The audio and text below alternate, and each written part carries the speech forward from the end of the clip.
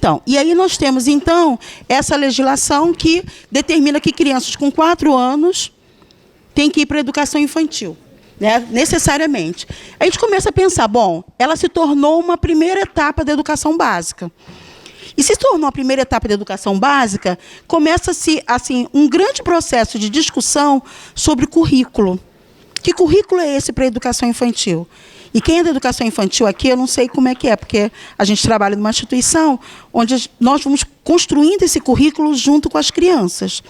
Mas essa perspectiva que vai para a educação básica, ela vai convidando cada vez mais as pessoas a pensarem sobre um currículo para a educação infantil. Vocês lembram do primeiro movimento? Quem é mais... Tudo bem que eu sou antiga, gente, mas deve ter gente que já pegou aí. Do Requenei. Lembra do Requenei? Então, né? Esse foi um primeiro movimento, assim, depois aí com essa legislação nossa, de que não era um currículo, não era para ser um currículo, não deixava claro o que era um currículo, mas apontou caminhos para se pensar currículos na educação infantil. É um documento que sofreu N críticas, continua sofrendo N críticas, era para ser um referencial e acabou se tornando uma bíblia para muitos de nós, né, onde a gente ia para lá e tudo que estava ali, e acabou se constituindo essa perspectiva de currículo, e ele não foi, a princípio, dizem que não foi pensado para isso, mas acabou se constituindo como essa referência. E aí uma das questões, assim, uma das críticas que esse documento sofre, quando a gente começa a pensar em currículo para a educação infantil, é justamente essa perspectiva de unidade que vem dando, né? Unidade que ele vem dando, e, assim, pensando nessa organização dele. Ele é feito em 3 volumes. Não sei se vocês lembram. Alguém lembra quais são os grandes tópicos dele? Alguém daqui lembra quais são os grandes? Que depois ficou conhecimento e... Ele vai chamando a atenção, olha lá. Música, artes visuais, linguagem oral escrita, natureza e sociedade. Isso lembra o quê? As disciplinas. E como a gente pensa o trabalho com a educação infantil? Justamente de uma maneira integrada. Então, é um documento que provoca muitos dos professores e muitas das redes a pensar, apesar de ele dizer que ele é orientador, que ele é um movimento para reflexão, para se articular as políticas públicas municipais, ele acaba se constituindo uma referência única do Oiapoque ao Chuí, para o Brasil inteiro. Mas é um documento que aponta também uma reflexão sobre, e vai falar sobre diversidade cultural brasileira. Vai chamar a atenção para algo, usa o termo diversidade, e ele usa também diferenças individuais das crianças. E por que a gente está colocando assim, vem chamando a atenção para isso, quando Simone entrar para conversar um pouquinho com vocês também? Para a gente pensar assim, quem são as nossas crianças? Com que crianças nós trabalhamos? Como é pensar a educação infantil para crianças nessa multiplicidade, entendendo a multiplicidade como diferença, né, das infâncias que tem no Brasil e das crianças que tem no Brasil. Então, é um documento que ele aponta, de alguma forma, vem sinalizando esse movimento. E aí, mas ainda na sua organização, ele favorece que siga o quê? Os moldes da educação básica. E aí, quem é do ensino fundamental sabe muito melhor do que a gente da educação infantil a perspectiva dessa organização, né? A organização fragmentada, a perspectiva do conhecimento, tudo nas ilhazinhas de saber. De alguma forma, ele acaba favorecendo essa compreensão de currículo na educação infantil. E ele vai, como eu falei com vocês, apontar a necessidade da proposta curricular se articular, né, se adequar à diversidade cultural e social do Brasil e as diferenças individuais das crianças. Então, começa a chamar a atenção da gente também para essa perspectiva da diferença. Trabalha com a diversidade cultural, mas também com as diferenças individuais, que é o que nos interessa pensar quando nós estamos pensando o trabalho com crianças pequenas. Aqui, no nosso caso, a gente vai puxar a sardinha para a educação infantil, tá? Mas pensando no trabalho com crianças pequenas.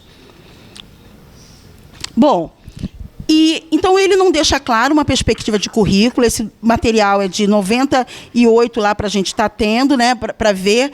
E quando chega, hoje, uma grande referência que a gente tem, a despeito daqueles materiais todos que passou ali no slide, o tanto de documentos que tem, você entra na página do MEC, tem muitos documentos produzidos, né, para a educação infantil. Nós temos hoje o que a gente usa como referência. Eu vou falar, nós usamos que é a equipe de educação infantil lá. Nossa grande referência para pensar um currículo, vocês, daqui a pouco a gente vai avançar na conversa, porque que a gente traz justamente currículo para pensar o trabalho com a educação infantil, pensar funções para a educação infantil, pensar o lugar da educação infantil na educação brasileira, esse documento das diretrizes curriculares. Diretrizes curriculares, sai a resolução em 2009, publicação lá em 2010 do documento, e é um documento que tem força de lei. Ele tem força de lei. E hoje ele inspira as nossas práticas. E olha qual é a perspectiva de currículo que traz.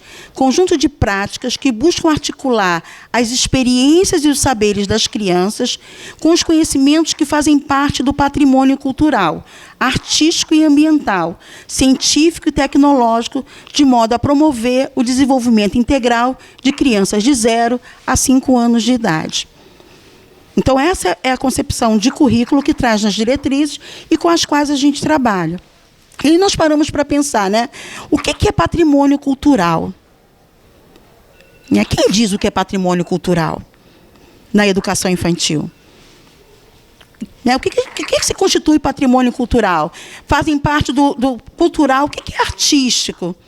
O que é ambiental, científico e tecnológico? A promover o desenvolvimento integral. Como é que a gente está compreendendo o desenvolvimento integral das crianças? E aí, pensando hoje, pensar esse desenvolvimento integral, ele é articulado como primeira etapa da educação básica. Lógico, se é a primeira etapa da educação básica, para a gente estar refletindo o que anda acontecendo, né, das perspectivas e das expectativas para a educação infantil. Então, o que acontece? Esses documentos, né, todos aqueles documentos que eu citei, os parâmetros lá de qualidade para a educação infantil, infraestrutura para a educação infantil, as diretrizes curriculares para a educação infantil, esses documentos e os dispositivos legais, toda aquela legislação, de alguma forma, ajudam também a produzir um currículo. Vem ajudando, historicamente, a estar nesse processo de produção de currículo. Para o mal ou para o bem, mas vem constituindo e vem orientando. E, de alguma forma, para a gente pensar também, eles reconhecem que há uma desigualdade no tratamento entre crianças negras e brancas, ricas e pobres, indígenas e quilombolas. Esses documentos, inclusive, têm um da educação infantil específico, que vai falar sobre essa questão da nossa africanidade, do ensino de história. Então, assim, isso é um reconhecimento que fala, nossa, então a gente avançou. Isso é conquista, gente. Mas é conquista que estão nos documentos. E que reconhecem, então, que há essa desigualdade. Agora, será que a gente resolve a desigualdade no país com currículo? Isso para a gente pensar. As desigualdades existentes hoje no país, né, e entre as crianças brancas e negras, ricas e pobres, indígenas, quilombolas, daqui do campo, né, rural, a gente resolve, né, com um currículo. Então, assim, esses documentos todos reconhecem as desigualdades e as diferenças. Então, para a gente pensar, reconhece as desigualdades e as diferenças entre as crianças. Mas parece, de alguma forma, estar sentado, a gente colocou ali assim, de forma justamente a apaziguar a diferença. E quem aqui atua em redes públicas de ensino, quem trabalha com crianças pequenas, em escolas públicas, assim, a diferença. E aí, por que a gente traz a concepção e a discussão de diferença? E aí, Simone depois me dá uma cola, né? Simone vai falar um pouquinho mais sobre isso. Mas a gente poder estar pensando como é que essa diferença emerge na educação infantil. Como é que nós vemos a diferença entre e com as crianças? O que a gente significa como diferença com crianças de... No nosso caso lá, são crianças de 2, 3, 4, 5 anos que atuam conosco. O que são essas diferenças? E, assim, nós temos uma compreensão positiva da diferença? Porque, assim, normalmente, diferente é aquele que desvia do caminho e a gente está sempre, né, se está fora, já desviou, nos atrapalha. Então, assim, será que nós temos essa compreensão positiva da diferença? O que pode ser diferença quando a gente pensa na educação infantil? O que é diferença? A gente pensa em idade, não é? O que mais que a gente pensa quando está lá na educação infantil? O que pode ser diferença na educação infantil? Me ajuda aí, povo. Não precisa falar todo mundo junto. Fala um de cada vez. Familiar. Então, vamos lá. O que mais que pode ser diferença? Estrutura familiar, idade. O que mais que pode ser diferença quando a gente pensa em educação infantil? E poder aquisitivo, lugar social, né, econômico que essa criança está. O que mais, gente, que pode ser diferença? Etnia pode ser diferença? Também, né? O que mais? Então, assim, isso reverbera, isso impacta esse cotidiano nosso na educação infantil? A gente entende positivamente essas diferenças? Será que entendemos positivamente essas diferenças? Ah, mas Ana Cris, Simone, isso não tem nada a ver com o que a gente está pensando na educação infantil. Mas quem é professor aqui sabe, quando vai lá para a sala de atividade com as crianças, estiver pensando, organizando as experiências com as crianças, sabem que isso faz muita diferença. Muita diferença, né? E aí,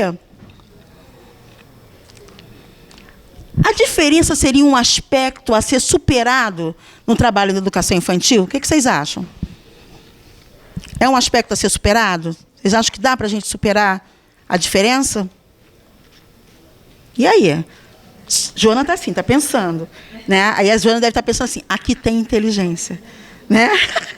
Aqui tem inteligência. Né? Será que seria um aspecto? Eles não vão entender a brincadeira. Eu tenho que explicar. Eu tenho uma criança de 3 anos, Pedro Lucas. E aí, um dia, ele estava... a gente fazendo uma roda de conversa e ele tirando o cadastro do tênis. E eu falei, Pedro Lucas, não tira o cadastro do tênis. E é claro que ele me ignorou. E continuou tirando o cadastro do tênis. Eu, Pedro Lucas, não tira o cadastro do tênis. E ele me ignorou e continuou. Quando terminou a roda, ele já tinha tirado os 2 cadastros do tênis. Eu falei, tudo bem, agora você coloca o cadastro do tênis. Mas Ana Quis, eu não sei colocar cadastro, não sei. Eu falei, você tirou, você coloca. E aí ele ficou sentadinho lá, tentando enfiar o cadastro. É claro que ele conseguiu do jeito dele, mas ele conseguiu. E aí, quando ele terminou de enfiar lá os cadastros, eu falei, fiz aquela festa, né? Validei, que bacana, Pedro Lucas, legal, você consegue. Ele vira para mim e fala, aqui tem inteligência. Aqui tem inteligência. Então, assim, hoje ficou entre nós, né? Qualquer coisa a gente fala, aqui tem inteligência. Então, mas olha a potência dessa criança, né? Se percebendo potente, se percebendo inteligente. E aí alguém pode falar, nossa, Ana Cris, mas enfiar um cadastro é uma coisa tão fácil. Mas fácil para quem, cara pálida?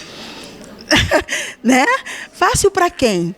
Né? Uma criança de 3 anos, né? Percebendo isso daí, ele conseguiu tirar. E deu conta lá de estar entrando. Então, para a gente pensar, será que seria possível pensar um trabalho sem a diferença? Então, assim, seria um aspecto a ser superado.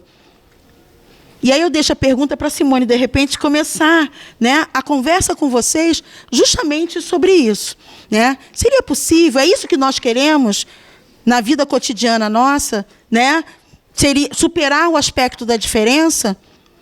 Como é a nossa Constituição, então? A nossa Constituição como ser humano. E aí, voltamos à questão de quanto vale a educação infantil. Quem estuda ou já passou por a parte de legislação sabe. Né? Teve um momento do Fundeb, né, que é o Fundo de Desenvolvimento da Educação Básica. Antes era a Fundef. Quando era a Fundef, tinha educação infantil? Não, não tinha educação infantil. O dinheiro era para o ensino fundamental. Opa, então vamos passar... Passou a ser Fundeb. Aí acolheu as crianças de educação infantil. Mas o que aconteceu com as crianças de 6 anos? Foram para onde? Para onde que elas foram? As de 6 anos. Foram para o fundamental de quantos anos? De 9 anos. Então, a gente perde dinheiro, perde criança. Né? E quando começou o Fundeb, ele não começou assim, de cara, o dinheiro vai todo para o quantitativo de crianças. Tinha ainda uma legislação. Era, não lembro assim agora, mas era 1/3 no primeiro ano, 2/3, sei lá, no segundo ano, para depois passar a ter esse dinheiro. Então, assim, quanto vale essa educação infantil que já foi pensada dessa forma em termos de recursos públicos? E ainda hoje, quando a gente amplia, então, para a questão do ensino fundamental em 9 anos, como é que é pensado essa educação infantil? A gente pensa, nossa, com 9 anos a criança, 6 anos para a educação infantil, e aí a gente costuma conversar o seguinte, o pessoal acha que com 6 anos já não é mais criança, com 7, com 8, com 9, com 10, que deixou de ser criança. Só é criança até 5 anos e 11 meses. Depois vai para o fundamental, é a hora o quê? Da Vera. Né? A hora que vale, é a hora que está valendo, que antes não vale. Então, assim, isso tudo tem a ver com uma forma da gente pensar também a educação infantil que a gente está querendo. Né? E que diferença que ela faz no processo aí das crianças, e aí a gente pode falar, esse processo de escolarização das infâncias. E aí, a gente começa a pensar nesse processo de ruptura que há com a educação infantil lá em 2013, quando a educação infantil é colocada como obrigatória a matrículas aos 4 anos de idade. Aparentemente, a gente pensa que a gente avançou nesse processo. Né? Poxa, se você pegar hoje os dados, nós já conseguimos atender, eu não sei como é que estão os dados de Niterói, né? Mas será que a grande totalidade hoje já é atendida com 4 anos? De um modo geral. A gente está bem perto já, né, de atender. Os últimos dados que eu tive acesso assim, do Brasil já estava bem para frente. Agora, o que aconteceu com a educação infantil de 0 a 3 as creches? Vocês que estão aí no campo, estão em escola, estão na rua, direto vendo educação, o que aconteceu com essa etapa? Como é que ela está sendo atendida? Vocês têm noção? Alguém aqui trabalha em creche filantrópica? Creche conveniada? Ah lá, você trabalha em conveniada. E aí, assim, para a gente pensar, porque, na verdade, deveria ser oferecido por quê? Pelo poder público. E vem avançando cada vez mais o quantitativo dessas relações. Aí você pode falar melhor do que eu. Como é seu nome? Dinei. Dinei pode falar melhor do que eu. Vem avançando cada vez mais o quantitativo de articulações, de projetos junto a entidades filantrópicas, né, a creches conveniadas, associação de moradores. Isso é uma forma também de pensar o atendimento para a criança de 0 a 3 anos de idade. E o que acontece quando a gente fica vendo esse atendimento para essa faixa etária? Porque, normalmente, os recursos econômicos de uma creche filantrópica, normalmente está afiliado o quê? A uma religião, não é? E aí, assim, as filantrópicas, conveniadas, associação de moradores, e está tudo amarradinho. Então, assim, que educação infantil é essa, né, que nós estamos tendo hoje para essa faixa etária, onde já percebe que esse atendimento está muito fragilizado, muito mesmo, e o outro, de 4 anos, por sua vez, as crianças estão chegando à escola, as crianças estão entrando na escola, mas o que acontece dentro da pré-escola? Gente, às vezes a gente não acredita, né? Porque eu falo que ali onde eu trabalho é lugar de ser feliz. Falo para todo mundo, quer ser feliz, vem para cá. Assim, não muito, né? Mas dá para a gente ser feliz na relação lá com as crianças nesse cotidiano. E aí, hoje, a gente pode pensar e refletir um pouco a colonização da pré-escola. Eu não sei a experiência que vocês estão tendo nas escolas de vocês, mas essa está sendo uma etapa cada vez mais solicitada a resolver os grandes problemas ou pequenos problemas da educação brasileira. Não estão vendo, não? E aí, quem está estudando educação infantil, ouviu antigamente na educação infantil, sabe aquele tipo de educação infantil? Educação infantil antecipatória, aquela da carência cultural. Está começando a ver isso voltar, ou nunca aqueles que foram sem nunca ter ido, sei lá, né? Voltar aqui, e aí começa a pensar a educação infantil. Seria a educação infantil, então, um antídoto contra a pobreza? Seria isso? Para a gente pensar, porque assim, que concepção é essa de educação infantil que pensa que a educação infantil tem esse poder ou pode resolver os grandes problemas da educação brasileira? Eu sou professora há 36 anos. E aí, assim, desde que eu me formei, lá no curso normal, fui trabalhar lá na Maré, no meio ali da Maré, da Vila do João, que um grande problema da educação brasileira, qual é, gente? Me ajuda aí. Qual é? Desde aquela época já era. E continua hoje. Qual é um grande problema aí do ensino fundamental? Não tem problema, então? Qual é? Gente, a alfabetização. Até hoje, 36 anos depois... Obrigada. Você acha que pobreza prejudica? Me interessa. Não vê, a professora traz a turma Olha, tá? né? Fala igual mãe, em caso a gente conversa. Né? Então, para a gente estar pensando assim, que problema é esse e que acha que a educação infantil tem poder para resolver esse problema?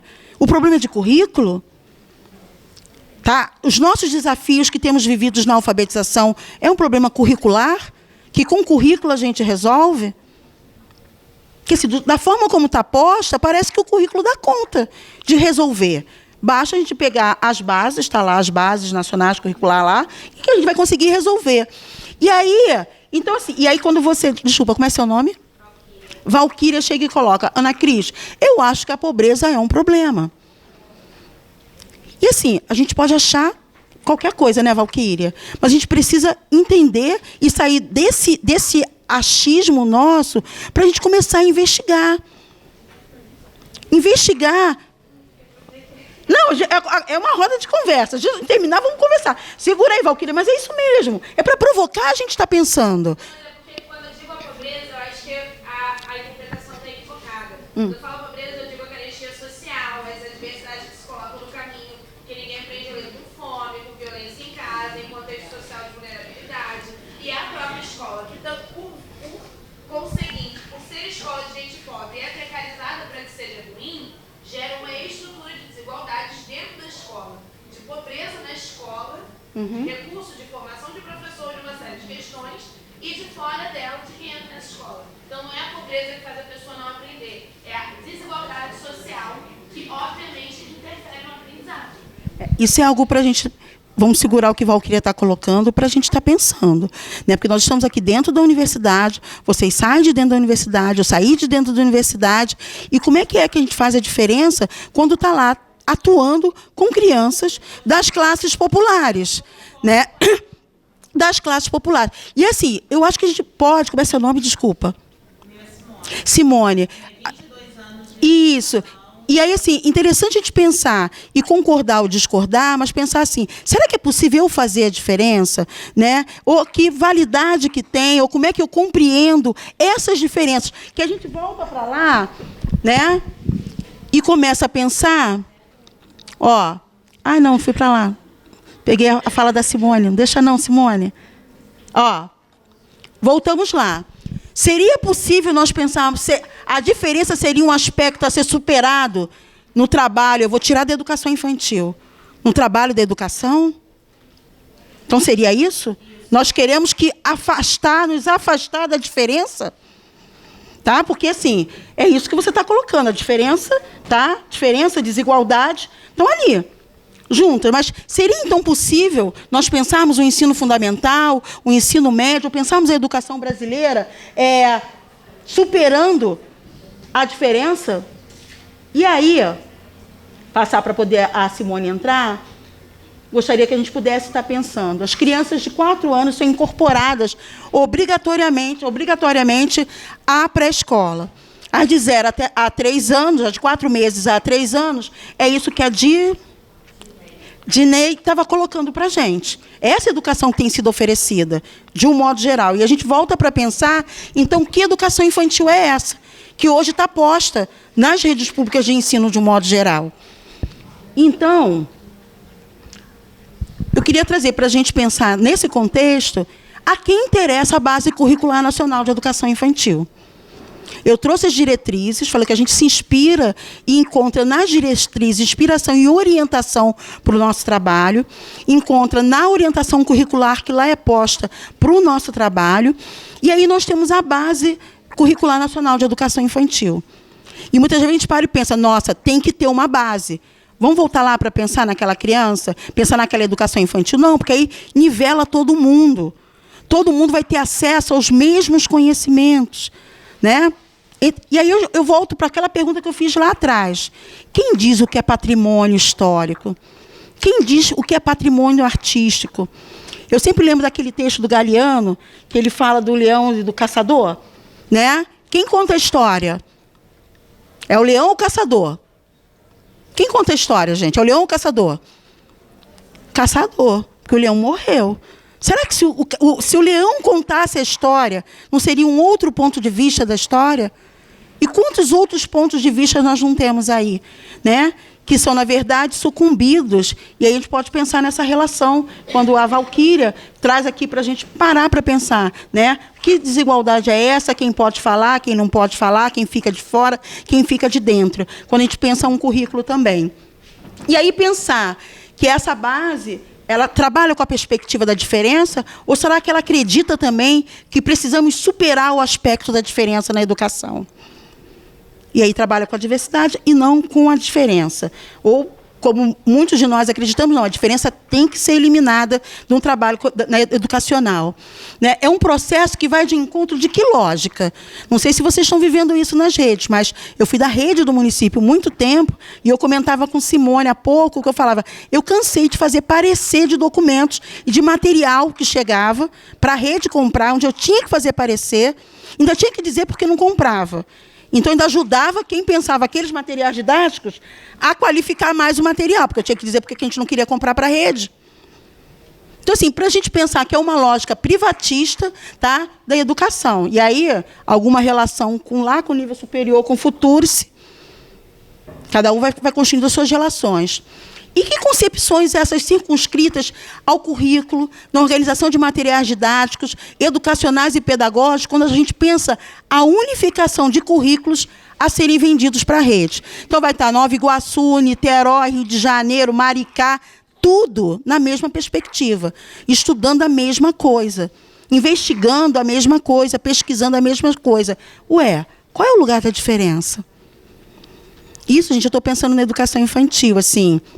E convido vocês, quem tiver oportunidade, de conhecer um pouco, ainda que pequeno, do nosso trabalho ali na antiga creche UF, na unidade de educação infantil, onde a gente assume uma outra perspectiva de currículo junto com as crianças, de construir um currículo junto com elas e a partir das diferenças.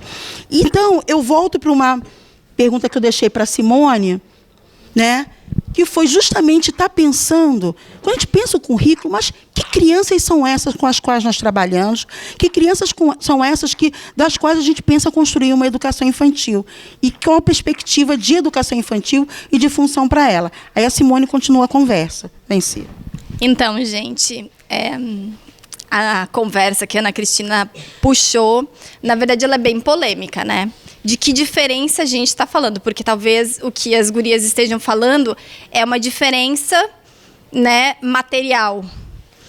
Então, e talvez aqui eu, né, eu desejo trazer aqui para o plano das ideias, talvez uma discussão mais filosófica para a gente poder pensar que diferença é essa, né?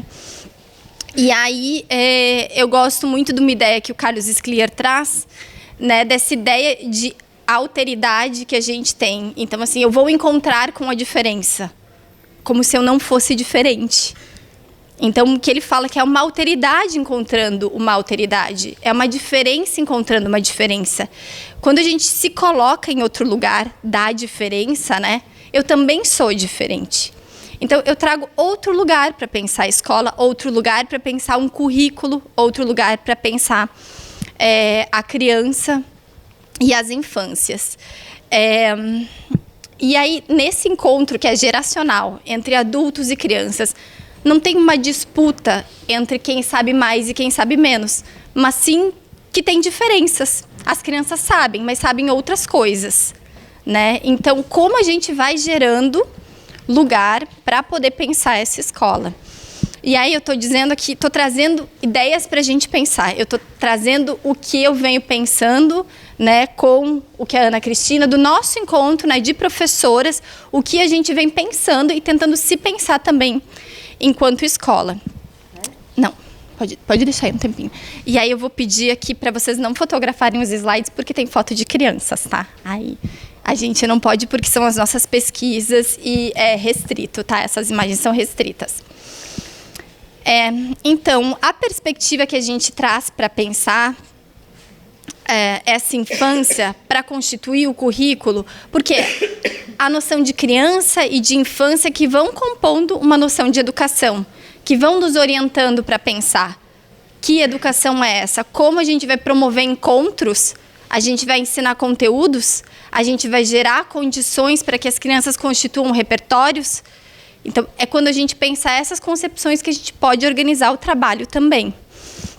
Então, a gente, né, o que eu gostaria de trazer aqui para pensar a infância compreendida enquanto tempo dos começos, das primeiras aprendizagens. E aí, quem estava lá no Colune, Débora, a professora Andréia também, a gente já começou essa conversa. De onde eu estou partindo?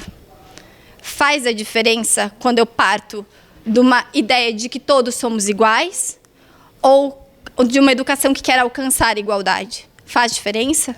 E eu estou colocando isso no plano das ideias. Porque é diferente a diferença material. A diferença da fome. Essa a gente não quer que exista. A gente quer acabar. Essa a gente quer igualdade. Mas como é um currículo quando a gente parte de que todos somos iguais? E aí eu me inspiro, né, no Simão Rodrigues, que foi um educador latino-americano, que propôs isso, né? Propôs uma escola que partisse da igualdade. Então, como a gente pensa o tempo dos começos da criança que está nascendo para o mundo, ela está inaugurando o mundo. E aí a Hannah Arendt que vai dizer isso, né? Que são as transformações temporais de constituição de repertório e de percurso investigativo. A experiência sensível e estética de aprender a viver.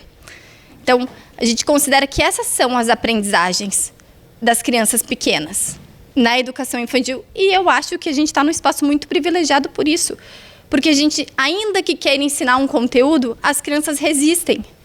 Elas resistem porque elas fazem outras coisas com as coisas que a gente quer fazer com elas. Elas se reorganizam no espaço que a gente organiza para elas. Então, ainda que a gente queira, é como pegar água com a peneira, né? É como o mar, vai. Então, a experiência, que aqui o conceito de experiência aqui que eu estou trazendo, ela é um aprender que é extraído da ação, que é do fazer, um fazer que não é banal. E ele é passível de ser retomado e reiterado, porque ele vai constituindo um repertório. Vai constituindo um repertório que a criança, no gesto, ela pode repetir o gesto e transformar. E vai se transformando e transformando o mundo à sua volta. Então, não é uma questão unilateral. Ainda faz assim, pega desse jeito. Ela precisa aprender com o corpo dela. Ela precisa ensinar o corpo dela a fazer aquilo. Então, por isso que esse fazer, ele é passível de ser retomado na experiência. E por isso que a criança repete. Repete para fazer de novo, né? Quando conta uma história, conta de novo. Quando vai pintar, pinta de novo. Mas ela não enjoa? Não, porque ela está fazendo uma composição. É o coisário dela, né, diria o Bachelard. Ela está compondo o repertório dela. E aí é importante a diversidade.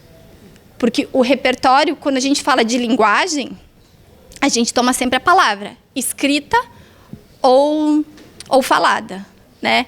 Só que o repertório, quando a gente traga, e aí acho que é outra inversão, né, que a gente consegue trazer na educação infantil, são as linguagens. Por quê? São diferentes modos de dizer. Eu sou linguagem e o modo como a minha ação no mundo, né, que é verbo, como ela se torna verbo, eu posso dizer o mundo cantando, dançando, pintando, narrando. Então, são formas de dizer o mundo. Não é uma forma de dizer o mundo. Então, aí, o que as crianças fazem com as coisas que a gente oferece para elas? Como elas invertem a ordem? Como elas reinventam, né? Como elas trazem outro olhar para o mundo? Isso era um barco. Era um barco, mas o Nicolas fez outra coisa desse barco. E está tudo bem. Está tudo bem. Foi ótimo. A gente aproveitou de outro jeito esse momento. Foi um momento. Então, o conceito que a filósofa não, a pensadora, porque ela não se diz filósofa, Hannah Arendt traz para pensar a educação é a natalidade, que ela não pensou, a Hannah Arendt nunca escreveu nada específico, ela tem um artigo escrito, né, específico para educação, mas o modo como ela pensou, né, o ser humano contribui para a gente poder pensar a educação. E aí ela traz a natalidade, que indica que cada ser no mundo... que cada ser no... Acho que está errado aí, né? Ser humano no mundo, né? Indica que cada ser no humano está errado. A natalidade indica que cada ser no mundo, além de um novo ser na vida, é um ser novo no mundo. Esse complexo conjunto de tradições históricas e realizações materiais e simbólicas, nas quais os novos devem ser iniciados para delas participar e por elas se constituir como um ser novo no mundo pré-existente. Então, ela diz que um ser humano, quando nasce, ele nasce num tecido histórico. Mas quando nasce, ele rompe. Ele traz a possibilidade da novidade. E por isso que são começos. O mundo começa para a criança que nasce. E aí o adulto que já está nesse mundo, né, que já se compõe com esse mundo, ele tem a autoridade, que para ela é a autoria. É a autoria, aquele que já é autor da sua história. Ou já teve a possibilidade, já constitui um repertório que lhe permite dizer quem ele é. Né, contar a sua história, narrar-se, né, já sabe dizer eu. Porque para dizer quem eu sou não basta dizer o meu nome. Né, isso Paul Ricoeur diz, não basta dizer eu. Eu preciso aprender a me dizer no mundo e com o mundo. Então,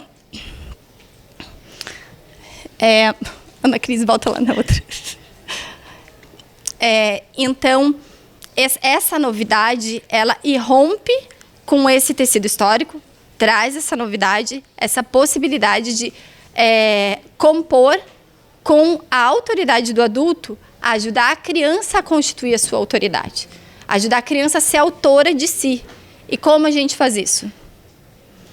Isso nos leva a pensar o currículo, vejam que é um caminho todo de pensar como a gente gera condições. E aí aqui eu estou me posicionando, né, a nossa posição, que não é por conteúdos. Não é por conteúdos. É gerando condições para que as crianças possam se experimentar.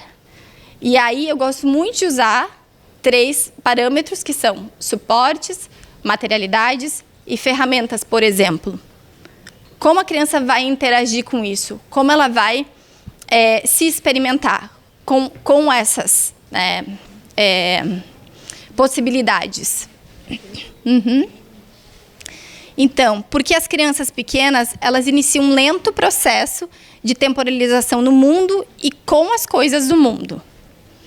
Aprendem sobre ele e com ele a constituir-se sujeito, para assim assumir a sua identidade no mundo, o seu ritmo no coletivo. E a relevância de suas interações com as coisas do mundo, da vida e da cultura humana enquanto constituição de repertório linguageiro para narrar-se e narrar a partir do que lhe é significativo. Significativo. E como a criança vai saber o que é significativo para ela? Então, aí entra a relação adulta. Aí entra o trabalho adulto, que é sim, é uma escolha. E é a minha alteridade que vai oferecer coisas para ele. É o adulto que organiza espaço, que pensa tempos, né, que vai constituindo e que vai oferecendo.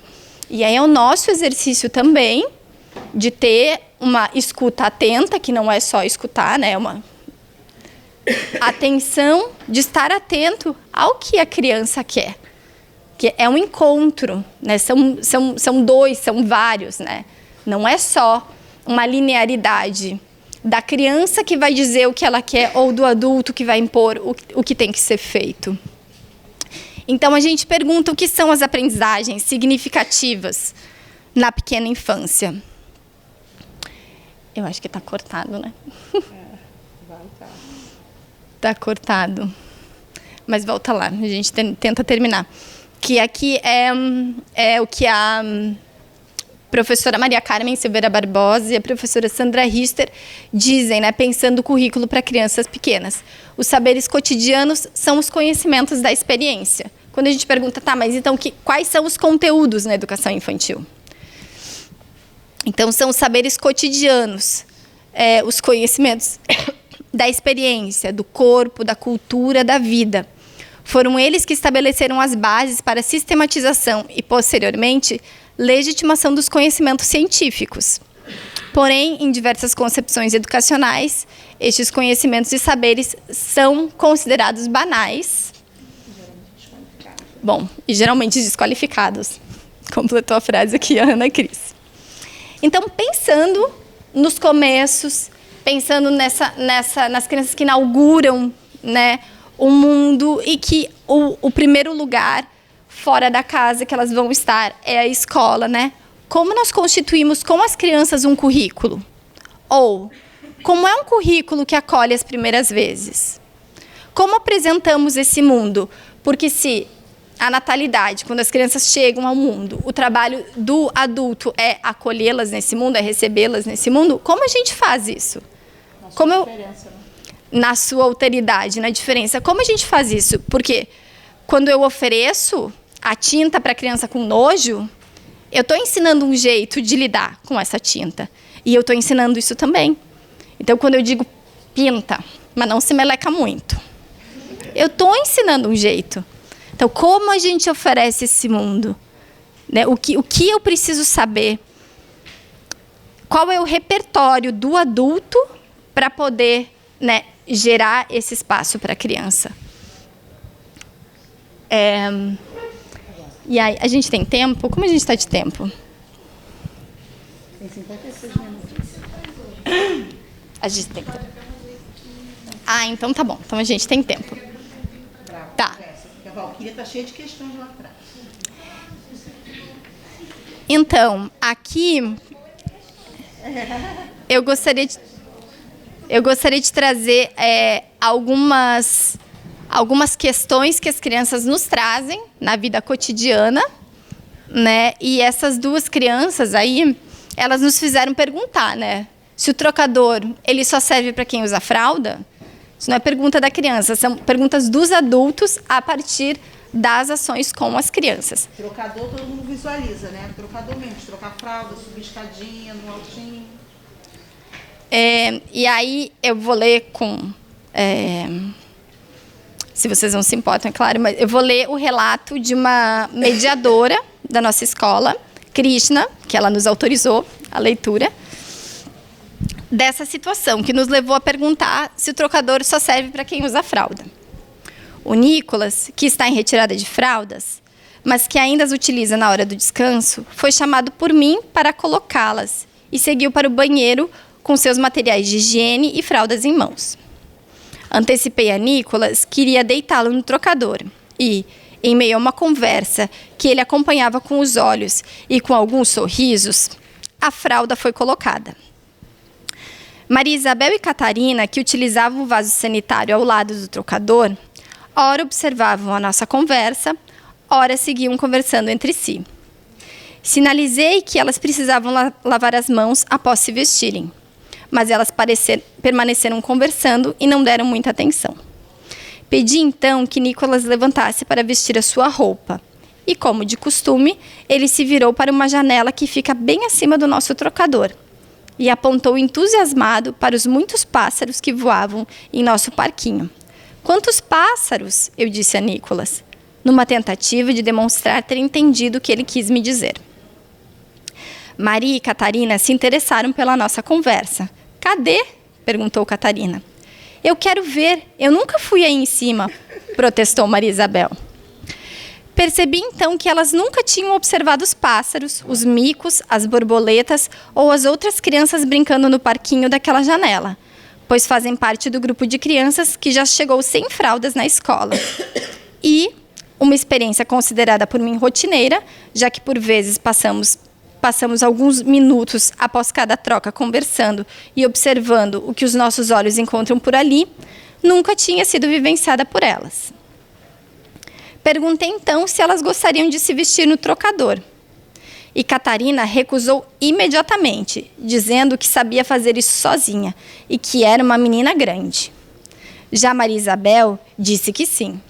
Após descer Nicolas, fiz com a Maria como costumo fazer com todas as crianças que utilizam o trocador diariamente. Perguntei se podia pegá-la no colo e antecipei que a deitaria no trocador. Após ajudá-la a se vestir, Maria levantou para olhar pela janela e abriu um grande sorriso. Olha, Catarina, vem, dá para ver o parquinho. Eu sou grande, respondeu Catarina, emburrada, vestindo sua roupa sozinha, mas claramente tentada pelo convite da amiga. Você quer só olhar pela janela? Perguntei. E a menina praticamente me escalou, de tão empolgada que ficou. Então, as duas passaram longos minutos olhando os pássaros, os micos e o que mais seus olhos encontraram por ali. Então, esse é um relato de uma situação que ela é... essas crianças têm de 2 a 3 anos. Elas são do grupo azul não multietário, né, da escola, que é o único grupo que não... Obrigada, esqueci de falar. Então, como as crianças, elas nos convocam a pensar as nossas práticas cotidianas e o nosso currículo. Como elas nos convidam a ter outro olhar, né? A Catarina, por exemplo, no refeitório, ela pergunta, tem suco de água?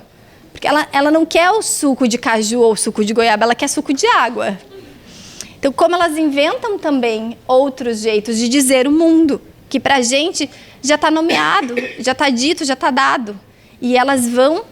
Então, como a gente se permite também ter essa escuta atenta para o que elas nos dizem, né? E aí, o que tem na janela, onde é a casa do gongolo, o que o gongolo come. E essa que é linda, né? Que a gente estava no... A nossa escola tem vários parquinhos, né? Que estão conectados com as salas. E o parquinho está conectado à sala do Grupo Azul, dava para ver um IP que tem aqui dentro do campus. De lá, perto do refeitório. E aí, um dia, eles ficaram encantados com o IP, porque ele estava completamente cor-de-rosa. A gente saiu da escola, a Débora foi também, né, lá. E aí, brincaram no IP, coletaram folhinhas, flores, trouxeram um pouco do IP para a gente. Passaram alguns dias, e as crianças estavam brincando no mesmo parquinho. E aí, a Lia, que é uma criança do grupo, ela olhou para o IP, assim, e ficou estarrecida, assim, sem entender nada. E disse, olha, ele está perdendo a cor. Porque as flores estavam caindo, né? As flores do IP estavam caindo. E ele já não era mais todo cor-de-rosa, ele já estava... Então, assim, uma coisa que a gente não tinha percebido, que a gente não tinha atentado. E, bom, a gente retornou para o IP para olhar ele de novo, né? Ver o que estava acontecendo lá. Como é que isso foi se transformando? Como isso vai se transformando num projeto de investigação, né? Num tema de curiosidade e que vai perpassando e vai ultrapassando, né? O que o professor planejou, como isso vai se fazendo currículo, né? Então, aqui também uma proposta com a professora Débora de pintar a transparência no parquinho. E aí as crianças foram pintando. Pode passar, Ana Cris. A proposta era, a tinta estava disposta nesses pratos, sobre o banco. Pode passar, eles estavam usando o rolinho. E aí, para onde vai a tinta? Como a tinta vai se espalhando? Pode ir, Ana. Né? Como as crianças vão experimentando, vão manipulando e vão se experimentando com essa materialidade, com esse suporte nesse espaço. E o que elas fazem é significativo, porque o que a gente quer que elas façam, quando a gente propõe, né, traz uma proposta, quando traz uma proposta, o que está pensando? A gente está pensando na pintura, quer que elas pintem a transparência, a gente quer que as crianças façam o quê? Porque também é uma questão de alinhar a expectativa. Nesse momento, a minha expectativa adulta é que elas experimentassem a cor e a transparência. E como elas vão fazendo isso, como elas vão organizando isso, depende da quantidade de tinta, onde eu ofereço a tinta, qual o suporte, qual a ferramenta, qual a mediação que eu faço. Porque o que acontece aí, pode passar, Ana Cris, é que o interesse não é só pintar a transparência. Então, assim, é o acolhimento do adulto também para o que acontece, para como as crianças vão lidando com esse espaço que foi gerado, esse tempo espaço que foi gerado e organizado para elas. Elas terminaram pintando o banco, e as professoras também, né? Todo mundo pintou o banco. Viu, coordenadora, pintar o banco. Então, assim, é para pensar como as crianças fazem coisas com as coisas que a gente faz. Que a gente faz. 3, de 4, de 5? Aqui eu estou falando de uma experiência, né, que eu tive no primeiro semestre. Eu fui professora desse grupo, agora estou na coordenação com a Ana Cris. Mas, assim, é uma imersão na mancha, né? Porque eu adoro tinta, então, assim, sempre é a mancha, né? A gente sempre sai manchada. Inclusive, a escola adotou a mancha, né? Porque não é sujeira, gente. A tinta não é sujeira, a comida não é sujeira. É pra gente pensar o que a gente fala para as crianças. Tá indo suja para casa? Não. Tá indo cheia de marca do mundo, da vida, na escola, né? Então, aí é uma outra experiência também. A Maria, ela tá pintando o pé. Ela diz, vou pintar meu pé. E aí, o Estevão, que é menor que ela, tem 6 meses de diferença, 7 talvez. Ele observando ela, estão todos pintando aí. Maria pintando o pé. Pode passar. E ela vai pintar a parede com o pé. Então ela vai porque eles estavam no movimento de carimbar a mão. Ela quis carimbar o pé. E o Estevão olhando. Pode passar, Ana. Então, ele também pinta o pé e vai carimbar a parede. Só que o Estevão é muito menor. E ele fica sapateando ali, esticando a perna, vira de lado, vira para o outro. E ele não alcança a parede. Ele faz várias tentativas. Até que eu não sei qual é a próxima foto, mas... Esse daí é o Isaac, esse não é o Estevão. Volta a foto lá. O chão onde o Estevão fez as tentativas, ele ficou todo carimbado. Então, quando ele né, encerrou as tentativas, ele olhou para o chão. E ele tinha carimbado outra parede, que o chão é uma parede também, né? Pode passar. E aí, como as crianças vão repetindo, e essa imitação não é um problema, copiar do colega não é um problema. Porque está passando pelo meu corpo. É o meu corpo que está aprendendo a lidar com essa ferramenta, com essa materialidade, com esse suporte. Está passando pelo meu corpo. Então, para a gente pensar também, né, a cópia. Qual é a medida da cópia que é errada? Né? Aqui a gente está falando de imitação, de mimesis, né? Uhum. Então é isso, gente. Essas são as questões que a gente queria trazer para pensar o currículo, né? Essas questões, esse aporte de documentos que a gente tem, né, Ana? E como as crianças nos provocam a partir desse documento, desse aporte que, digamos, está aqui, como na escola a gente vai significando e reconfigurando eles com as crianças. Bom, vamos lá. Bom, é isso, gente. A gente pode voltar agora. Valquíria está com algumas questões para a gente estar pensando nessa educação infantil. Não, Valquíria, eu guardei seu nome, mas é porque você provocou a gente a estar pensando. Não. Eu acho que você provocou a gente a estar pensando esse lugar da diferença e você trouxe uma perspectiva de compreensão, né?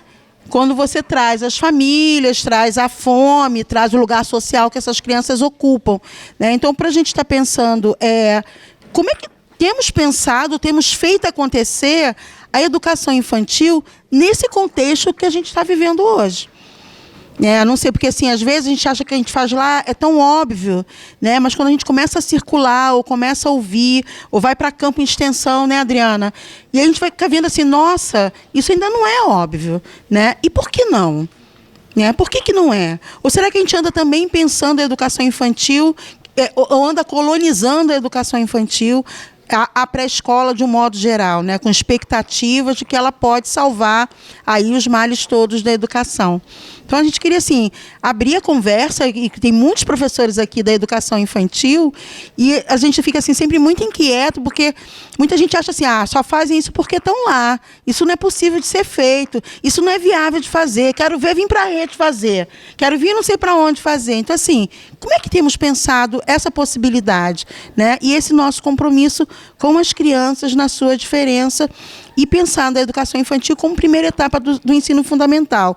Temos feito um processo de escolarização das infâncias, das crianças, no cotidiano com as nossas práticas, ou temos, de alguma forma, aí, vemos fazendo rupturas com esse movimento, né, de manter uma unidade nas educações infantis do Brasil inteiro, né, desconsiderando as crianças nas suas diferenças e nas suas trajetórias. Então, assim, agora a gente abre para uma conversa.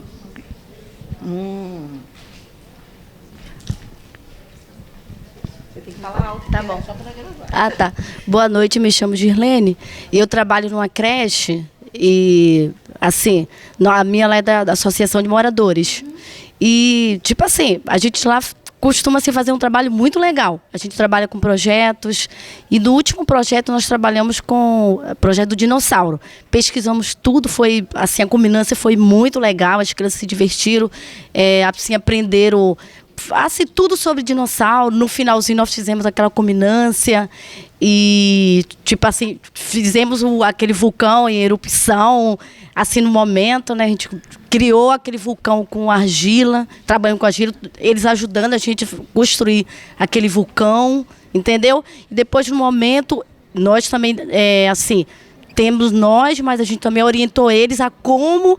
eu também quero participar, tia. Aí a gente orientou e eles, assim, eles ficaram encantados quando o vulcão subiu em erupção, né? E a gente fez isso com material mesmo, com vinagre, essas coisas assim que a criança possa pegar, orientando ali pertinho, né, e tal. Trabalhamos tudo sobre o dinossauro, construímos, confeccionamos coisa com sucata e foi um trabalho legal, porque meu celular está descarregado, não posso nem mostrar foto para vocês. Gente, foi muito legal. Tem uma outra colega minha que ela vai até da sua turma, que ela fez o terrário, né? Assim, fez todo o equipamento assim para a criança procurar, caçar os ossos e aquela curiosidade. Ela fez na turma dela, mas todas as crianças das outras turmas também, não, eu também quero procurar o osso de dinossauro. E foi aquela muito legal, gente. Assim, por ser, usou lupa, tudo direitinho. Uhum. Ela tá com vergonha. Flávia, fala. Então a gente lá assim procura trabalhar com projetos e todos os projetos são muito legais. A culminância são maravilhosas, as crianças participam, entendeu? Não é tipo assim, não é só a gente que faz, mas a gente põe eles mesmo para colocar a mão na massa. E eles, assim, tanto a gente supera a gente, como a gente também fica assim, gente, a gente não pensou que o projeto ia fazer tanto sucesso. E no final, a gente fica muito satisfeita com o trabalho. E assim, eu gosto muito de trabalhar na educação infantil, tá, gente? É muito bom. Para mim é muito prazeroso,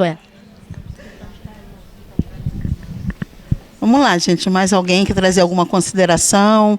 Voltarmos lá, pensarmos no lugar da superação, da diferença na educação infantil, quando a Dai, como é que é mesmo? Girlene traz a experiência dela aí, junto com um grupo, né, de trabalhar com crianças pequenas, ia trabalhar a partir dos interesses das crianças, construindo um currículo a partir disso, né? É isso que está colocando? Né? Então, assim, como é que é isso no cotidiano, né? Eles não tinham nenhuma listinha para preencher, não tinha nenhuma folhinha para fazer, não tinha nada disso, né? Para a gente estar pensando nesse trabalho, né, que vem sendo feito com crianças, né? E muitas das vezes a gente amarra ou pensa que é possível fazer um trabalho totalmente amarrado e com as nossas expectativas, né? E aí esquece da expectativa das crianças e a gente dá a relação com as crianças, ver o quanto elas podem ser investigadoras, fazerem descobertas, né, a partir de questões pequenas, né, que para a gente são pequenas, mas que para elas acabam ficando grandes. Fala, Simone. Lembrei. Deixa eu vir para isso, Simone. Essa foi fácil, né? Essa foi fácil. Oi, boa noite. Eu estou há muitos anos na alfabetização, muitos anos fora da educação infantil, e eu queria me atualizar um pouco quando eu recebi o tema, né? Como que está sendo a preparação dessas crianças da educação infantil para a alfabetização? Eu tenho sentido talvez seja até o tema da próxima, né, do mês que vem, eu tenho sentido uma diferença com o passar dos anos, dessa chegada dessas crianças, né? Eu sou do município do Rio, então eu não sei como é que está no âmbito de Niterói. Então, mas eu gostaria de saber como que a preparação em termos de lei, sim, e como que a preparação de vocês, como que essas crianças chegam de maneira geral, tá? De tesoura, de lápis, de caderno, de tudo.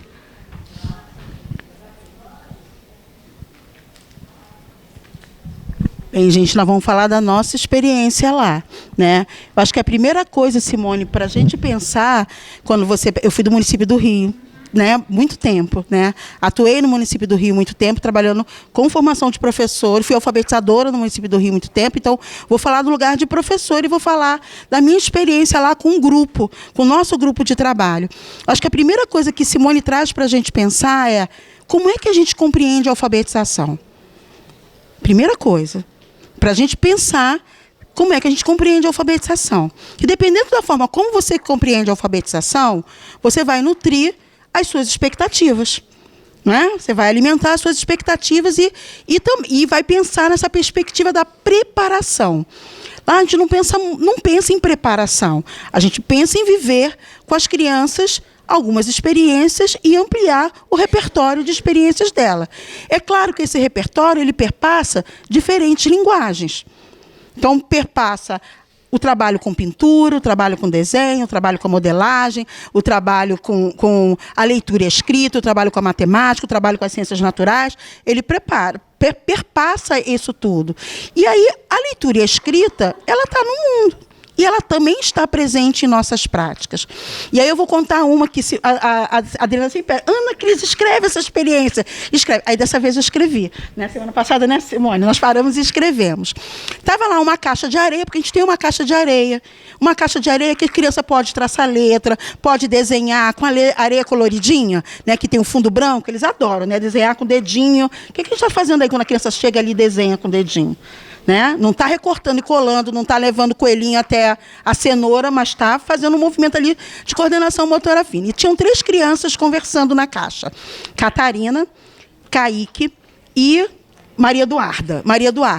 E aí chega Kaique o Kaique chega e faz o traçado do nome dele. O Kaique dele com K.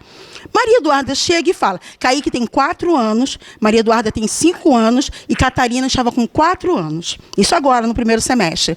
Aí chega Maria Eduarda e fala, o nome da minha mãe também começa com K. O nome da minha mãe é Kelly. Aí se encontrou já com Kaique. O Kaique, é o K também. Aí você vai perguntar para mim, mas Ana Cris, como é que eles sabem o nome das letras? Sabe, porque a gente usa a tal da fichinha, então for produzir um monte de texto por dia, e eles veem o nome das letras, estamos escrevendo alguma coisa, me diz aí com que letra é essa, brinca de foca, brinca disso, com um monte de coisa. E aí chega a Catarina e fala, o meu nome também começa com K. Então tá Catarina, Kaique e a Maria Eduarda, que a mãe chama Kelly. Aí os dois olham para Catarina e falam, seu nome não começa com K. E Catarina entra em crise.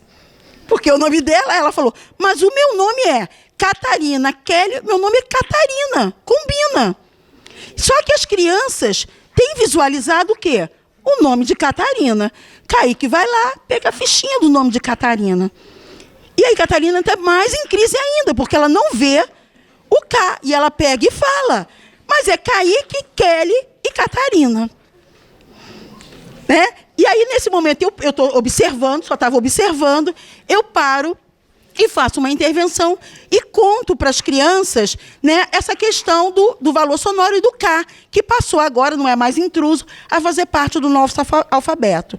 Essa também é uma perspectiva de alfabetização com informações. Agora, nossas rodas de conversa, as nossas rodas de apreciação, as nossas recontações de histórias também fazem parte, tá, da alfabetização. Então, assim, para você ver que isso tudo, quando as crianças estão no recorte com a massinha, com tesoura, recortando lá com Débora, né, do jeito que é possível, isso tudo. Agora, gente, se a gente faz um trabalho de educação infantil redondinho, ele vai contribuir, dependendo da perspectiva de alfabetização que o professor do primeiro ano tiver, ele vai contribuir. Né? Mas eu concordo com você, muitas das vezes, eu também sou de uma época, Simone, onde, com todas as contradições, nessa rede do município, eu entrava lá em 84, no primeiro ano, até o meio do ano era o tal dos fonemas simples, você lembra disso, Andréia? Até o meio do ano, onde era essa época? Tá? Até o meio do ano eram os fonemas simples, no final do ano eram os complexos, não, como é que era o nome? Acho que eram os complexos. As dificuldades ortográficas. Assim, agora vamos trabalhar as dificuldades. Poxa, tá difícil o negócio. A mulher agora ainda me vem com mais dificuldades, pelo amor de Deus. Então, se... Já é Natal na Líder Magazine, agora a mulher vem com dificuldades. Mas, oi. Mas acabou o ciclo. Mas eu sou da época que nem tinha o ciclo de 3 anos. Tinha um ano. Tinha um ano.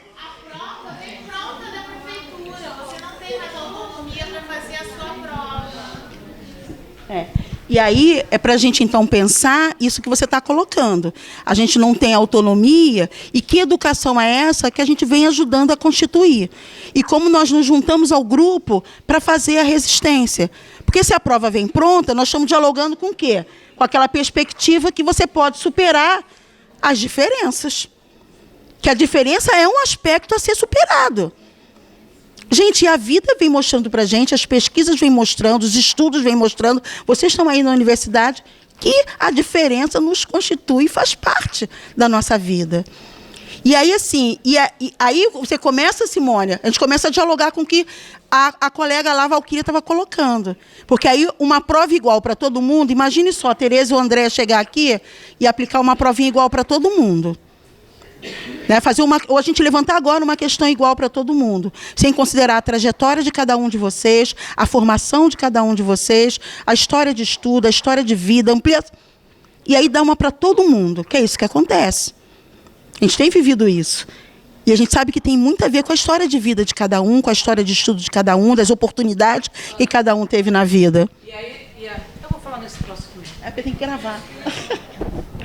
E aí a questão da perspectiva é exatamente isso. A gente está fazendo prova igual para todo mundo há alguns anos. Melhorou?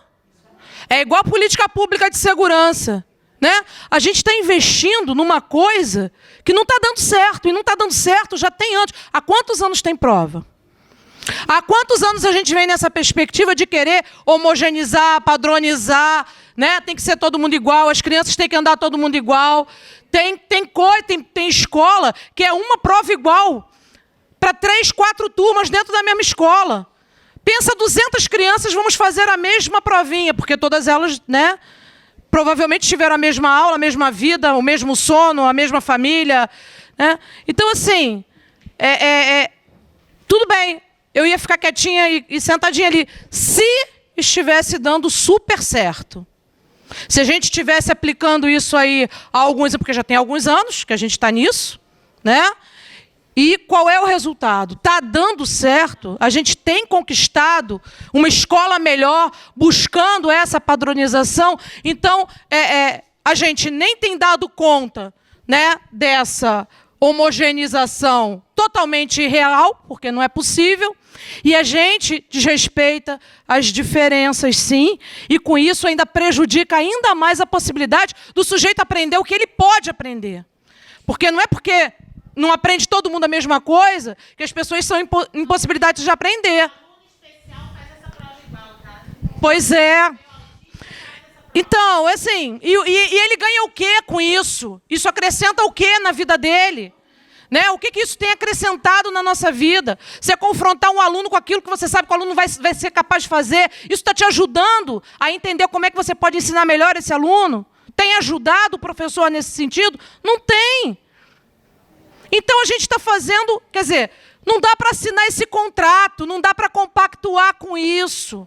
Não dá para a gente, que é professor, ficar compactuando com isso. Ah, a prova vem, que vem a prova, mas o meu foco é se meu aluno está aprendendo ou não. Esse é meu foco, porque o meu pacto é com o aluno, não é com a Secretaria de Educação. Tá?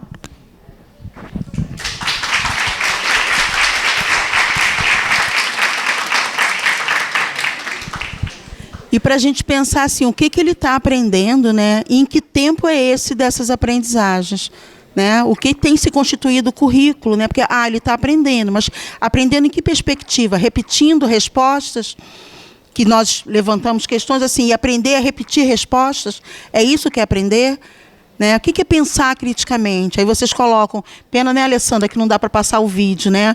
Nós temos um projeto institucional lá, tem os projetos nas salas dos professores, e tem 2, que é o da horta, e um que estão encaminhando, que é os direitos das crianças. Estamos trabalhando esse ano com os direitos, na Declaração dos Direitos Humanos, e agora com os direitos da criança. Se vocês veem os depoimentos das crianças de 4 anos, de 3 anos, de 5 anos, conversando, né, tem bolsista aqui sobre direitos, o que é ter direito, o que não é ter direito à educação, ter direito à saúde, e vem dizer para a gente que criança não tem inteligência, que criança não pensa e não está pensar desse mundo.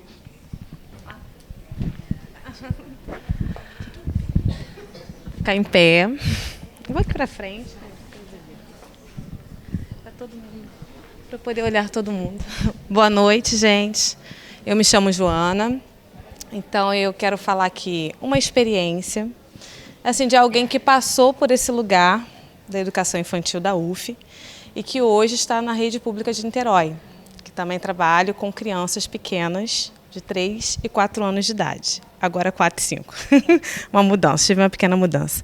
Mas, assim, pensando em toda a discussão que já foi travada aqui, considerando as nossas crianças como sujeito de direitos, como sujeito histórico-social, que tem uma história, que tem uma vivência, que não chega lá na escola sem saber nada, e considerando esse lugar da escola pública também como um lugar potente, porque eu acredito nesse lugar, porque eu vim desse lugar, as minhas filhas vieram desse lugar, e hoje eu retorno para esse lugar como professora. Por quê? Para fazer um favor? Não, porque eu acredito que é direito da criança, das classes populares, que vai chegar lá sem comida, que vai chegar lá com fome, que vai chorar porque o café acabou. Sim, vai chorar porque o café acabou. Mas que também vai poder mostrar e dar visibilidade àquilo que ela sabe, além daquilo que aos nossos olhos ela carece, que falta. Falta café, falta roupa, mas o que ela tem? O que nós potencializamos nessa relação com os outros sujeitos, crianças que estão nessa rede na rede pública, onde quer que a gente estiver, mas essas crianças que vêm das classes populares. E assim, uma experiência que eu tenho, você falou de uma criança que falou, né, que aqui tem inteligência, e assim, uma prática que nós aprendemos da roda de conversas e nós compartilhamos com as nossas crianças. E durante uma roda de conversa também estava pesquisando sobre insetos e levantando uma possibilidade sobre um inseto que uma criança tinha achado, que era um percevejo. Eu não sabia que inseto era esse, ele veio, tia, olha o que eu achei, que bicho é esse? Eu falei, eu não sei. E naquele momento as crianças pararam em volta e todo mundo se aglomerou e falou, eu acho que é um bicho-folha. Não, eu acho que é uma borboleta. E eles começaram a criar hipóteses. Eu falei, vamos guardar esse bicho, porque nós vamos pesquisar, saber que bicho é esse, porque eu realmente não sabia que bicho era esse. Vamos procurar, enfim, pesquisamos. Em um outro momento, uma roda de conversas, nós trouxemos o que a gente tinha conseguido de pesquisa e uma criança traz a argumentação dela. E nesse momento eu potencializo como Ana Cris. Eu digo, nossa, que bacana, você conseguiu. Ela disse, lógico, tia, eu tenho cérebro. Tá, né? As nossas crianças têm. O que as nossas crianças têm?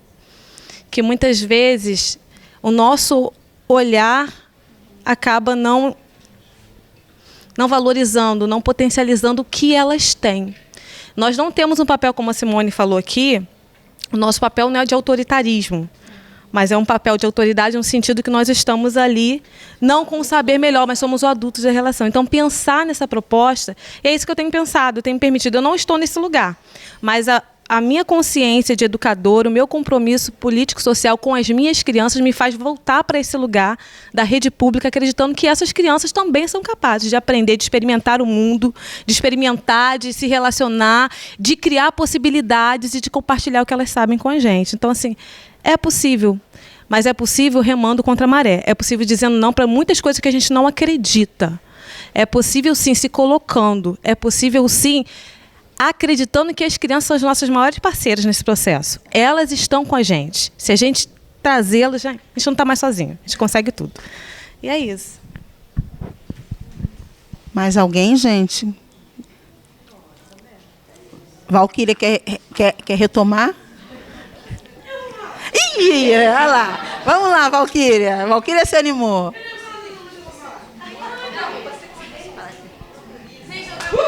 Ela se animou. A Valquíria é nossa.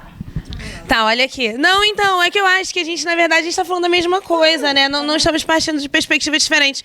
Acho que talvez a minha colocação ela tenha ido no encontro de outra pergunta, né? Talvez na perspectiva do currículo, do processo, do que cabe estritamente à escola. Eu não tenho dúvida de que a alfabetização é um entrave que impede o avanço, né, no processo seguinte. E aí quero recuperar, inclusive, falar da minha colega que não está mais ali, né, que se a educação infantil está preparando as crianças para alfabetizar, não tem que preparar a criança para alfabetizar na educação infantil. Na educação infantil ela tem que experimentar outras coisas, o corpo, as experiências, a descoberta, enfim. E eu acho que a questão era fundamentalmente sobre isso, né? Ao passo que não tenho dúvida de que as condições materiais é que determinam a realidade, né? Então, se aquela criança, né, e sabendo que a educação ela só é desigual porque existe uma sociedade de desiguais, a desigualdade social é fundamentalmente o que impede, né, a boa escolarização ou a leitura para o mundo, filosófica, etc. E aí, só deixando mesmo como reflexão, né, que é importante a gente manter uma postura reflexiva, né, sobre a nossa prática, sobre o que a gente aprende, porque... E sobre todos os limites dessa prática, né? Sobre a questão de entender essas diferenças. Porque eu vou ter na minha sala quem é pobre, mas tem pai e mãe, quem é pobre e não tem pai nem mãe. Quem é pobre, mas é preto, quem é pobre, mas é branco. Né? Quem é menina, né? E aí, como que a gente consegue receber essas diferenças, não para acabar com elas, porque vai continuar sendo pobre com mãe, pobre sem mãe, né? E naquele contexto, mas como que a gente instrumentaliza, né, as nossas crianças da capacidade de serem autoras delas mesmas, né? Eu sou professora de educação infantil aqui na Rede Municipal de Niterói e eu sempre fico tentando ter o cuidado de não ser colonizadora, né? Porque existe uma postura muito de que elas crianças aqui não tem nada, então eu vou levar tudo para elas, vou ensinar tudo que elas não sabem. E elas sabem, né? Outro dia eu tava idiotamente, falei, vou botar uma musiquinha. Aí botei a Adriana Calcanhoto, né? Aí as crianças cagaram, né? Adriana Calcanhoto. Aí umzinho olhou para mim e falou assim, pô, tia, bota um batidão bom aí pra gente cantar uma música. Aí eu falei, não, tudo bem. Aí achei lá a batida de funk. Aí eles começaram a cantar lá, aqui na grota, papapá. A letra é só essa, que eles falam um pouco, eles têm 2 anos. Mas eles ficaram animadíssimos. Aí dali a gente foi pra ele, falei, então vamos lá, como é que vocês dançam e tal, não sei o quê. E assim, é possível, né, construir esses pontos de mediação. A gente agora começou a trabalhar corpo e eles estão numa vibe de tirar foto, tirar foto, tirar foto. Eu falei, então vamos ver quem tira foto. E aí levei para eles um livro do Sebastião Salgado que estava lá em casa, do Crianças do Êxodo, e a foto que fez mais sucesso era de uma criança sem braço, que tem o pai de um menino lá aqui, né, envolvido, e perdeu esses dias um pedaço da mão. Aí eles, caraca, igual o pai de fulano, que não tem mão, não sei o quê. Foi uma sensação. Então, assim, é possível levar experiências que envolvam mais reflexão, né? A gente perceber esses diferentes, porque também não adianta eu achar que eu tenho uma prática ultra desconstruída e dividir a rodinha no nome de meninos e meninas, né? Porque eu estou imprimindo ali uma perspectiva do que eu acho, né? Na escola que eu trabalho, que eu não vou dizer o nome, que não pode, né? As pessoas têm o hábito de só abraçar a criança branca. Eu dou aula numa favela aqui em Niterói. As pessoas têm esse hábito, elas não sabem que elas têm, né? Elas acham que elas não estão fazendo isso, mas elas estão fazendo. Então é importante que a gente o tempo inteiro, né, se olhe, se perceba, né, quem que eu sou dentro dessa sala de aula, porque de fato, né, é o que o Gramsci vai chamar de intelectual orgânico, a Bell Hooks vai chamar de estranho de dentro. É nossa responsabilidade, porque foi a gente que veio para cá estudar para fazer isso, né? Não é do pai, não é da mãe, não é da gente que veio para cá estudar para voltar para esse lugar e poder dizer alguma coisa que faça sentido, né? Que não seja só a mesma coisa. É a diferença. Ah, pronto.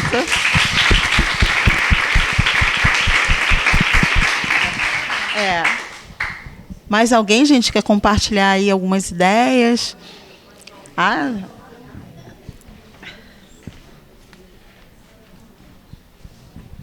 Como assim ela falou nessa parte da preparação, né? Tipo assim, a gente costuma também trabalhar muito rótulos. E nessa coisa que a gente já está trabalhando com rótulos, então a criança ela está ali vendo letras, está vendo a escrita. E muitas vezes tem uma delas que fala assim, tia, nessa letra ali tem a letra do meu nome. E quantas delas às vezes falam assim, tia, você me ensina a fazer meu nome? Então, se a criança pede, você vai ensinar. Eu estou numa turma de 5 anos que a maioria deles, todos já sabem fazer o nome. Alguns já se aprofundam mais. Tia, você me ensina o outro? Eu tenho um outro nome, você me ensina? Tá bem, ensino. Então, tem criança que já faz até o nome completo. Entendeu? Então, eles aprendem com rótulos. Às vezes, tudo, quando você está fazendo atividade ali, você coloca o tema, eles estão observando a escrita. E é esse momento onde a criança olha e vai aprendendo. Entendeu? Que aprende, gente. A gente não vai totalmente, assim, já trabalhar tudo completo, porque não é o certo. A gente tem que trabalhar o corpo da criança, a psicomotricidade, né? Essa coisa toda envolvida. Mas que a criança aprende a escrita na educação infantil, sai basado com alguma coisa, sai.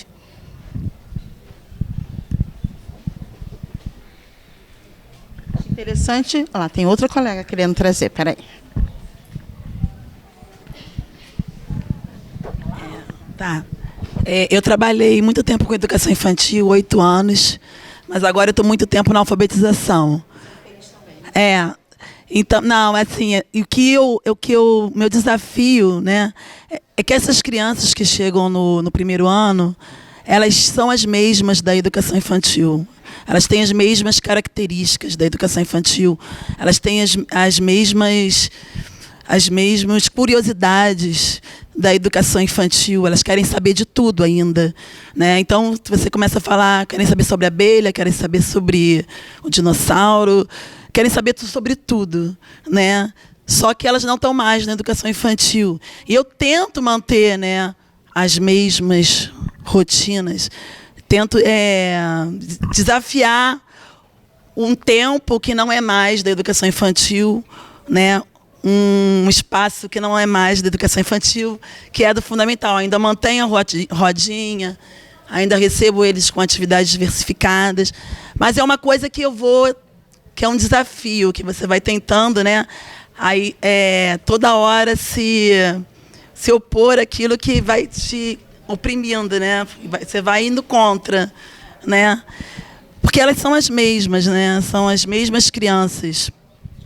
Só que você tem o sistema do ensino, o currículo que te impõe, né? Você tem a obrigatoriedade de alfabetizar, né? E assim, eu às vezes sinto essa angústia, entendeu? Porque o trabalho que eu fazia na educação infantil, eu tento manter, que eu acho que no primeiro ano, porque eu sinto que são as mesmas crianças. Sim. Sim, eu faço isso. Só que, né, em um determinado período, né, eu tento manter as atividades diversificadas, mas você tem que também, né, trabalhar já com folha, com caderno, né? Tem livro. Então, eu tento mesclar, né? Mas, ao mesmo tempo, me dá uma angústia, porque eu trabalhei muito tempo com a educação infantil, que não dá para ser totalmente livre como eu era na educação infantil. Eu estou fazendo um mesmo projeto que eu fiz uma vez com uma turma de 5 anos também, sobre dinossauros. Foi maravilhoso, né? Porque na educação infantil você trabalha com artes o tempo inteiro, né? A arte faz parte. E os textos coletivos, sempre trabalhei com texto coletivo. Só que com o primeiro ano eu não sou escriba, né? E isso começou no fundamental, na educação infantil. Eles começam, uma criança uma vez na educação infantil me pediu o pilô, eles estavam ditando o texto para mim, né, relatando para eu escrever. Não, me dá que eu quero escrever. Aí eu dei, e ele começou a escrever. Então eu comecei essa prática. Ao invés de eu escrever no cartaz, eu ser escriba, eles mesmos escreverem. E isso ajuda muito na alfabetização, né? Esses textos, que eles participam ativamente. Mas essa é a minha angústia, porque essas crianças, eu ainda recebo crianças que eu tenho que guardar tudo, que não guarda, deixa tudo espalhado, que chora igual a criança da educação infantil, que tem as mesmas curiosidades. Então, são as mesmas crianças, né? E a gente tem que respeitar essas diferenças. E cada uma chega mesmo diferente da outra. E eu sei que eu reconheço essas diferenças, né? Porque quando eu faço a avaliação da escrita, desenho, escreve o nome do desenho para fazer a avaliação diagnóstica inicial. Tem criança que chega, teve uma que chegou, a escrita era um desenho. Aí ele escreveu Pikachu, desenhou o Pikachu. Agora ele já está escrevendo, né? Só que ele está escrevendo, mas ele foi indo de acordo com o conhecimento que ele já tinha, né? Então, o que eu sempre vejo que ele avançou muito, o que ele, né, que ele veio. Mas uma outra professora fala, ele não, ele tem dificuldade, vai falar, entendeu? Porque eu sempre e tem criança que chega já né, pré-silábica, escrevendo com as letras do nome dela, outras já chegam mais avançadas, cada um com seu nível de letramento, de hipótese de escrita, né, e de letramento. Mas essa é a minha angústia, porque o fundamental, ele acaba mesmo, ele vai sufocando. Mas as crianças são as mesmas da educação infantil. Como é seu nome? Carla. Gente, a Carla convida a gente a estar pensando e voltou lá para aquele início da nossa conversa, né? Quem são as crianças?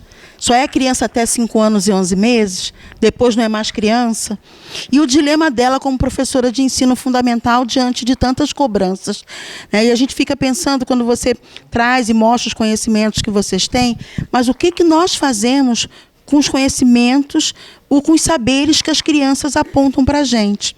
Será que somos capazes, conseguimos identificar os saberes que uma criança está apontando quando ela desenha o Pikachu e não usa as letras, mas ela escreve com desenho?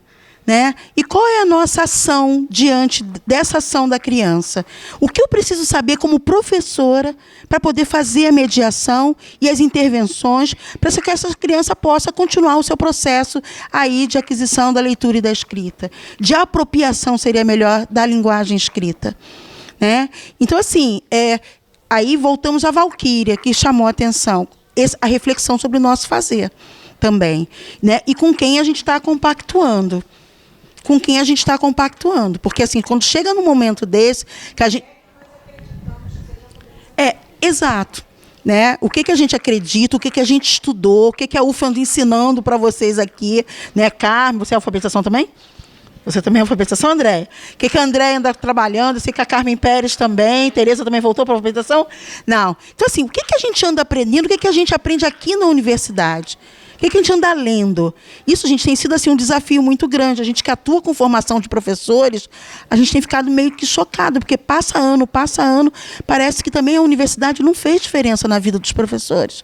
Que os cursos não fizeram diferença na vida dos professores.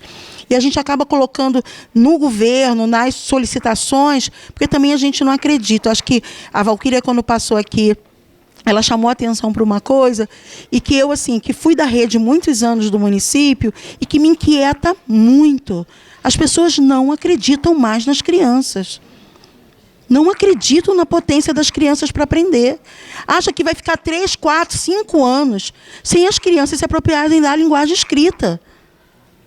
Então, tem uma dimensão que é uma dimensão nossa, da nossa intencionalidade como professor.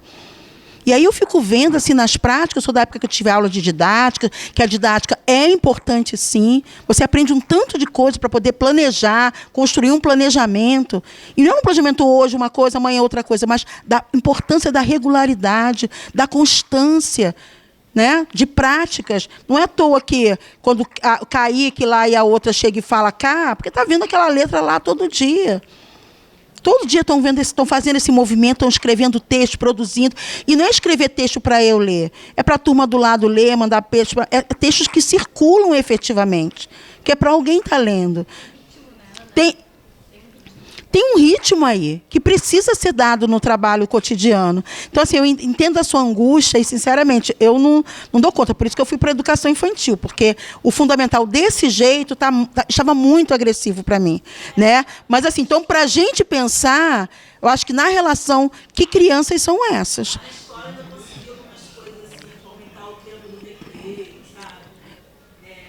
Não, gente, eu fiquei sabendo há pouco tempo que no Rio de Janeiro acabaram com o recreio, sabia? Eu não sabia. Acabaram com o recreio. Tá? Acabaram. As crianças entram e vão direto. De 1 até as 5, não é isso? Ah lá. E não, o que mais me assusta, querer acabar com o recreio, de onde vem, eu não estranho. Mas nós permitimos acabar com o recreio depois de tanto estudo nosso.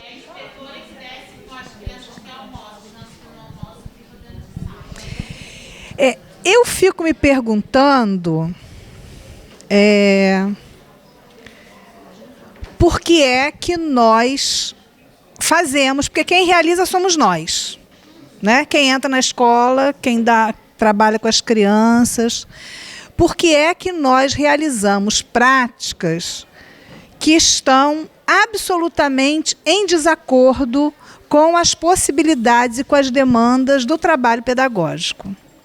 Né? Então, eu acho que essa pergunta, para mim, não tem uma resposta. Ela é daquelas perguntas que ficam... Não é só a questão do recreio, Simone. É questão de um conjunto de práticas que a gente está explicitamente ouvindo e que implicitamente vem outras, né? Junto com uma coisa vem outra. E quais são as nossas concepções? Porque a primeira coisa que me chama a atenção nós estávamos discutindo a educação infantil. De repente, a discussão centraliza em procedimentos de alfabetização. Não é nem alfabetização num sentido amplo, né? No sentido de que nós estamos nos alfabetizando antes de nascermos e pelo menos até morrer. Depois, não sei. Aí, depois de morrer, há controvérsias, né? Mas até morrer, nós vamos nos alfabetizando no sentido amplo, né? De aprendendo diferentes linguagens, diferentes formas de lidar com a linguagem, inclusive diferentes formas de lidar com a própria língua escrita, né? Que a gente vai aprendendo outras formas. Nem é isso.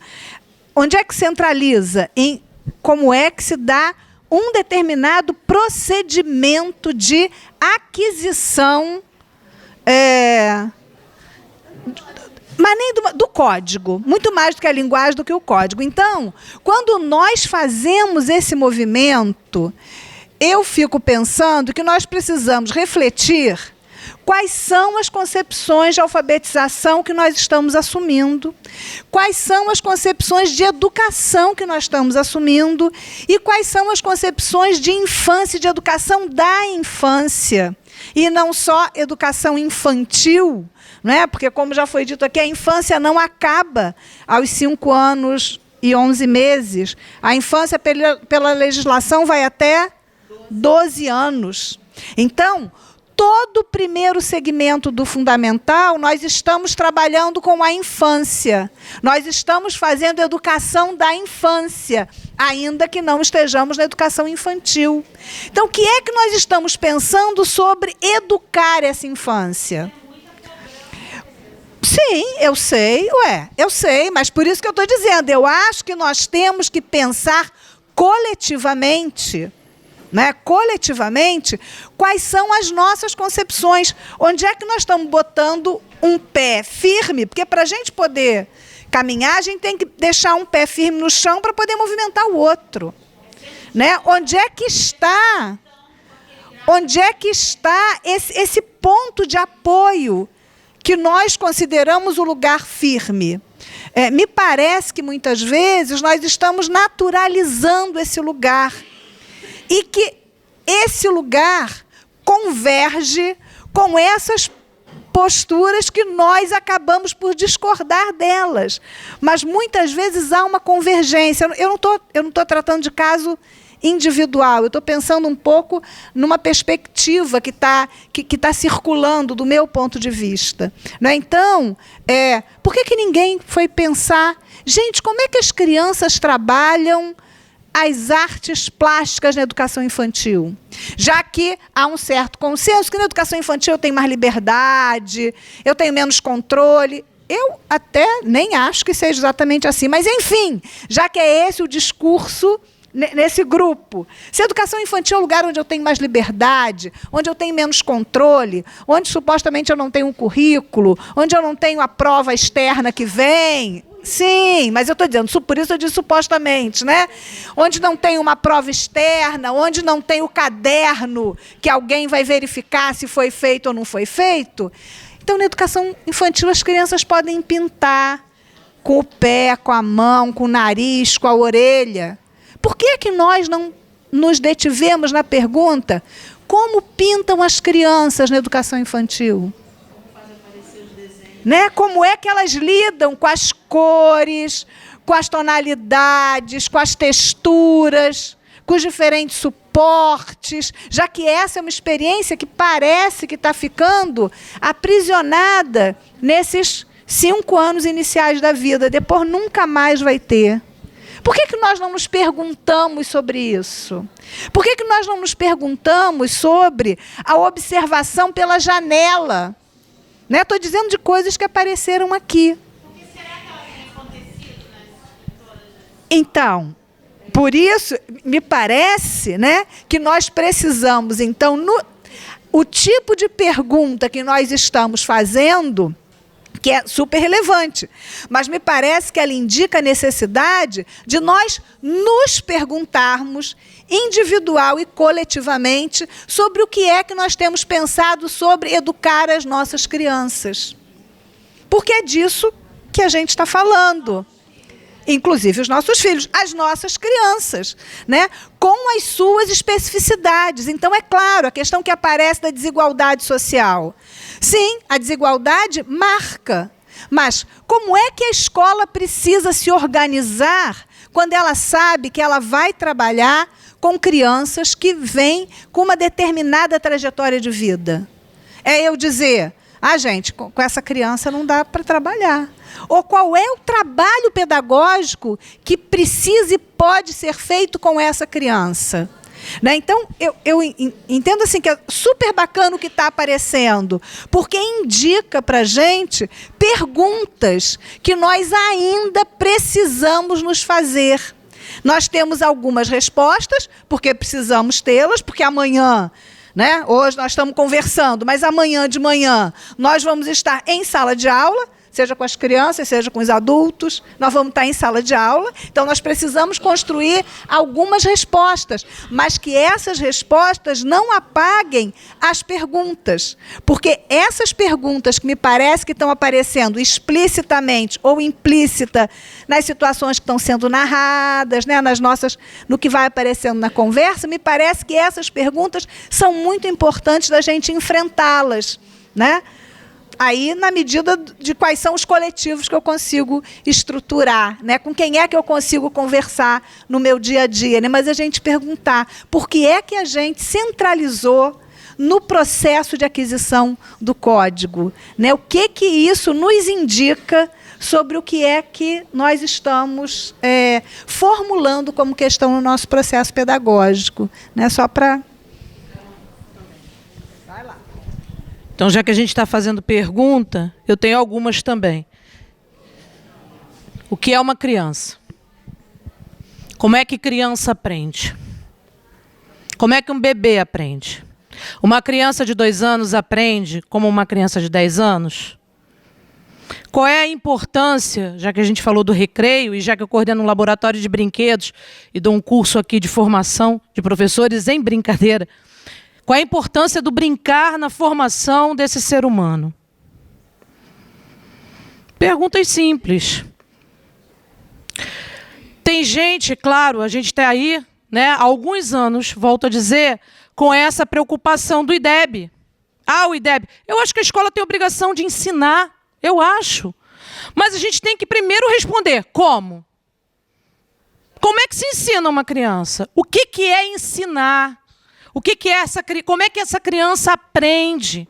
O que é conhecimento da infância? Que conhecimentos são importantes para essa criança? Para formação, não é para preparação, é para formação.